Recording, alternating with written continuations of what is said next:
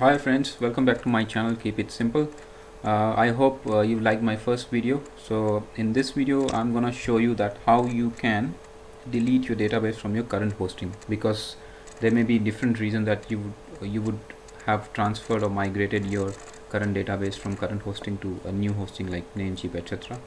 So let's go ahead. Let's log into the Cpanel account. So I have already opened the Cpanel account. Okay, so now I will enter the username and the password and now click on login. So once I log in, I'll see the screen that you are familiar with. On the right side you will see the domain name, the shared or the dedicated IP address and the other information.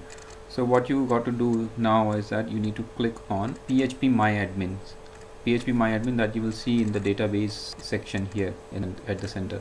So you click on PHP MyAdmin. It's gonna take a moment for you to transfer to the next screen. So on the left side you will see the database listed under under this current hosting. You will see number of databases. So if you don't know which database is yours, that before you go ahead and delete your files, please check out my first video to know that which database that you own. So once you select, because in this case I know that mine is flying underscore w530, so I click on it. On the right side I would see that there will be a list of files that I have under my database. So I need to delete this because I have already migrated my database into the Namecheap. So what I need to do, that either I can select them one by one and click on drop.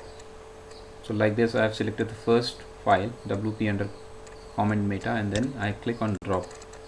So there will be a small pop-up that they will ask you to confirm you are about to destroy a complete table. Do you really want to execute drop table? So I will just click on OK. Now it is dropped.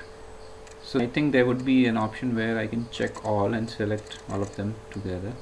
So okay, so I've clicked on check all with check tables having overhead, and then on the right side there is a drop down menu where I just need to select delete data or table. So I'll click on drop and then all of it would be dropped.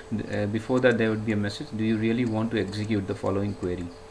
So I would just click on yes, and then suddenly there would be nothing and it will be an empty table.